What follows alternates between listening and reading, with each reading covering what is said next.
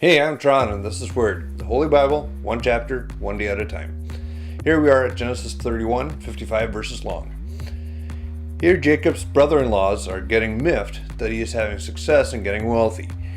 They think that it's rigged, that Jacob is cheating their father of what is his, and they're loud about it. This grumbling is catching Laban's ear, and he is starting to treat Jacob differently. Now the Lord steps into the situation in verse 3. Then the Lord said to Jacob, "Return to the land of your father and grandfather, and to your relatives there, and I will be with you." So Jacob has to talk with Leah and Rachel about what's going down, and they're on board with what God has told them to do. Their dad has repeatedly cheated Jacob, changed his wages, and moved the goalposts. His daughters have seen it too. They gather up their kids and belongings and drive their herd ahead of them on their way west. It'll take 3 days for Uncle Laban to find out, and furiously he sets after them with a band of relatives to chase them down.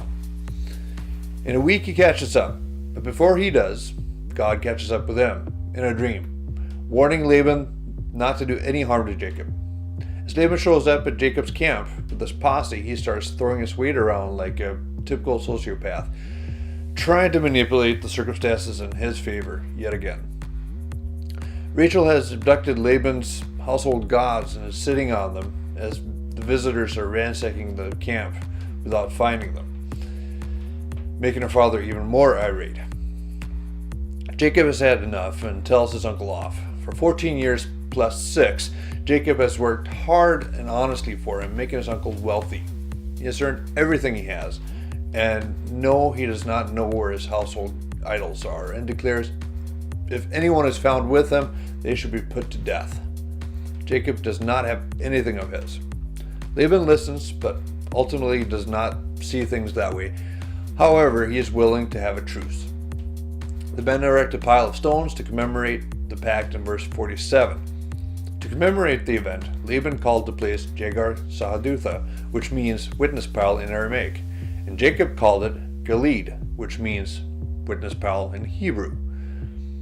I think it is interesting that in the course of 3 generations, Jacob has a language identity that is different than what is spoken natively by Laban, even after 20 years of Jacob living and breathing it.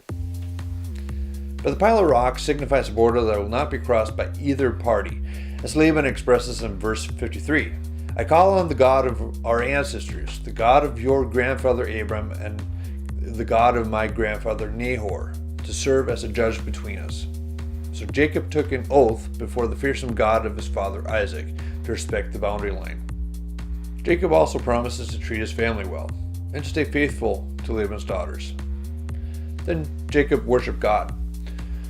The next morning, his father-in-law leaves peacefully after kissing the grandkids and blessing them on their journey in life. Jacob has one monkey off his back, but with God's help, he'll face the force he fled 2 decades earlier, his brother Esau. And that's next time in Genesis chapter 32. Until then, Word.